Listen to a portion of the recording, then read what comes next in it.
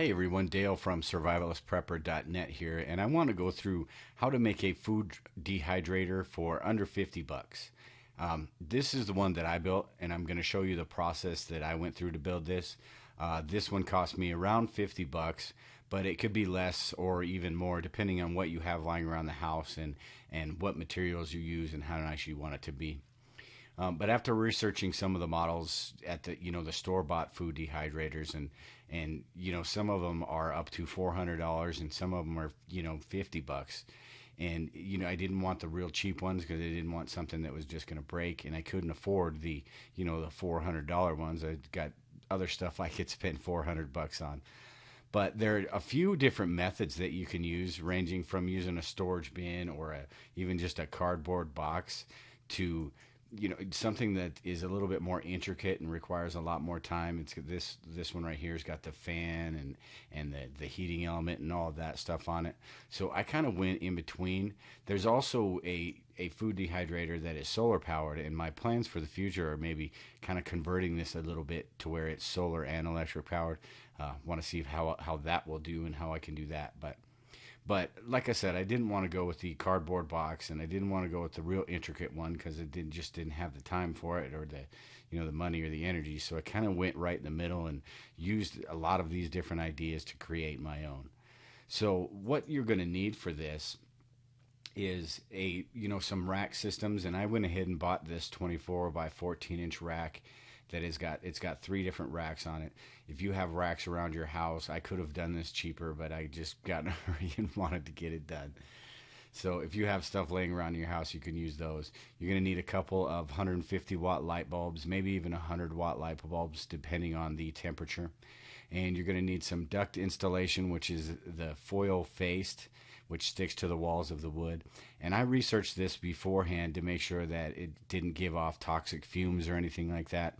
And it said it was rated at 250 degrees, meaning that the thing's got to get hotter than 250 degrees before it starts giving off fumes. And this one only max, I think I got it to about 190. And then you're also going to need a couple of light receptacles to put in the sides, and these so you can fit those together through the wood. You're going to need an 8-foot power cord. That way you can cut it in half and use it for two different outlets, and you'll see all that here in a minute. You're going to need some brass fittings and some ripple fittings to fit those things through the wood. And then you're going to need that extra outlet to put on the end of that other power cord. And then finally some foil tape to kind of seal everything off and give it a nice finished look. And not pictured here, you're also going to need a couple pieces of 4x4 foot plywood for the bottom, top, and the sides. And then a 1x2 piece of trim for the shelves and just supports and all of that. So what you're going to need to do is fasten the sides in the back panel. What I did was start with the bottom that's 24 inches long by 15 inches deep, and then you fasten the two sides to it, and then put those little supports in there on the bottom, and make sure those supports are fastened to both sides, the bottom and the sides. And then you put the back on and create that kind of box. And then what you're going to want to do is, and like I said, make sure you fasten the side and the back panels all together. That way it's really sturdy. And then what you're going to want to do is make a shelf that your first little support is going to be 9 inches tall, because you don't want it too close to those light bulbs, and you're going to be putting those light bulbs right below that. And then above that, it's kind of really up to you how far you space those, how many shelves you want to put in. But make sure what you do is put a little 2-inch gap between those shelves, or those little pieces of wood, because those shelves are going to have to go in there. And then, like I said, make sure it's 15 inches deep, or whatever size your shelves are, basically, is what's going to dictate the size of the cabinet you're going to make. And then make sure you fasten all of the walls on the outside of the back piece, because that way you'll maintain that 24 inches or however wide you need that, and however tall you need that. Otherwise, you're going to, you put those on the inside, and then you're going to be 23.5 inches, and your shelf is 24 inches. And then finally on this, and I'll go into the hinges and all that a little bit later and the size of the screws, but what you're going to want to do is make the front door, and what you're basically doing is taking that 24-inch piece of wood you made for the back, you make the front the same size, and just cut it in half. And then what I did was added those little blocks because my screws were a little bit too long. But if you use little 1/4-inch screws, you'll be fine. If you use something like else a little bit bigger, you're going to have to put some blocks on there or get your Dremel out and cut off the ends, like you can see in the picture with the scratch marks. I had to do that to a couple of them. And then let's see here. We've got, once we get the box constructed and all the shelves in, and you can see the top there's got a vent hole as well.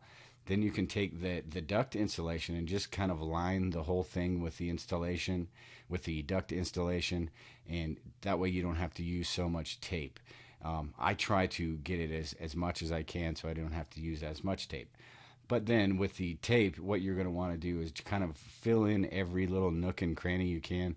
I don't know how important this is, but I'm a little bit OCD, so I filled in every little thing that I could and just made it all tinfoil basically. And then after that, what I did, and this is something that you could do before or afterwards, but what I did was drill a hole for the ripple fitting that the light fixture is going to go on, and you want to make sure that's high enough in the middle of that 9 inches. You want to make sure it's high enough from the bottom that it doesn't get the bottom too hot, and you want to make sure it's separated enough from that first rack that you're not cooking the food, because you don't want to cook what you're trying to dehydrate it. You just want to take the air out of it. So making this little thing, 3-4 inches above the bottom, and making sure it's 3 or 4 inches below that first shelf will give you that room that you need. But like I said, drilling these holes, you can do it before or after you put the insulation in. And as you can see, I did one for the light bulb fixture. I did that before the installation, and then I did the 3 vent holes after I put the insulation in. So probably should have done that beforehand. Then I could just use an X-Acto knife and cut out the insulation around those holes. But either way you do it. But make sure you thread everything through the first time, because I did this 4 times. I would put the light bulb fixture in and then find out that I needed a nut on the outside. And then I'd have to take the light bulb fixture off. And then I put it back on, put the nut on, and then I figured out that I needed to get the cord and everything, the outlet on there, and had to take everything off and redo it again. So just make sure you've got everything in its spot before you put that on. And that little piece of wood right there is a block of wood that I use as an insulator, because I don't want the metal outlet touching the tin foil. Not sure how needed that is, but I just didn't want it touching that. And my next time when I change this out, I might use some porcelain light bulb fittings, light bulb sockets, instead of the metal ones, just because of the heat that's in there and the little plastic on and off knob. I'm not sure how long that's going to last. But and then make sure you put both on the inside and the outside, that little ripple fitting and the nuts on there to make sure that light bulb stays in place. And then after that, with the hinges, you can see I used a little smaller hinges at first and then took those out, so you can see some of the drill holes there. But I went with the bigger ones because it gives it more stability, and you're able to fasten the screws on the side of the shelf as opposed to right in the middle of that piece of plywood, which will kind of split it. And then you fasten the doors on both sides. And then I also used just a little latch in the front right there. You can see that just kind of keeps the doors closed. It doesn't have to be airtight or anything like that. As a matter of fact, you do want some air flowing in there, not a whole lot, and that's why I put the 3 holes down on the bottom on both sides. And then I just put a little handle up on top to be able to make sure I can carry it. That way I don't have to leave it in the kitchen all the time and get Lisa yelling at me because I got this big box sitting on the coffee table. And then after that, what I did is, after I painted everything and did all that, I put a fan on the top of the box. And what it is just a little battery powered fan. You can use any kind of fan. I've seen people use computer fans and stuff like that. But what I did, I like this one because I don't like the fact that it's battery powered, but it folds down and it folds up. So if I'm getting too much airflow, I can kind of fold it up, and if I'm not getting enough, then I can put it right down over that 4-inch hole right there. And then I also used a power strip, which I'll probably attach to the back of this unit here in the future, but used a power strip. That way I've got one outlet that I'm using to plug into the wall, and don't have to worry about having both of those plugged in. I can keep those plugged in right there, and maybe even shorten those down a little bit and have it be attached right to the unit itself. So basically with the finished unit, you've got the 2 lights at the bottom that it usually gives off between, once it's all heated up, it's about between 160 and 190 degrees. And you can play with the shelves, you can move them around. I even added a couple more shelves, but make sure that the light at the bottom is separated from that first shelf, because you don't want to cook the food, you just want to dehydrate it, and you want to take all of that air out of it before it gets cooked. And having it too hot is just going to basically cook it. You're not going to be making any real good beef jerky or your apples or oranges or anything. You're just going to get real brown and crunchy and weird, I suppose. So what I did was just added a couple, like I said, I added a couple other shelves and found a good recipe that I'll leave in the links below here, but a good recipe for spicy teriyaki jerky that I found on Art of Manliness. And what I did is left it in there for, I don't know, probably 4 hours or so. And I put a little thermometer you can see over there on the right hand side that helps you keep track of what the temperature in the box is. And you keep it about 160 and for about 5 hours, and it dries out pretty good. Sometimes you might have to rotate it, if they're too close to the light, maybe move the bottom ones up to the top.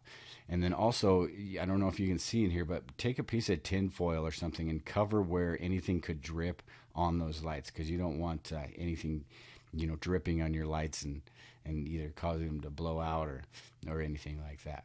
But after after about 4 hours, then you get some beef jerky, and it was really good. The only problem is that we'd want beef jerky for our long food storage and stuff, but I can never keep it longer than a week because it's just really good. And we also made some apples in there, and we actually made more than just 4 apples, but they got eaten as well. But those turned out pretty good as well. And we tried some bananas, and those are a little sticky. They stick to the pan, so you got to watch how you do those. But there's a lot of different stuff you can do with this, and it works pretty well. So that's basically it, and I appreciate everybody watching. If you have any comments, let me know in the comments below.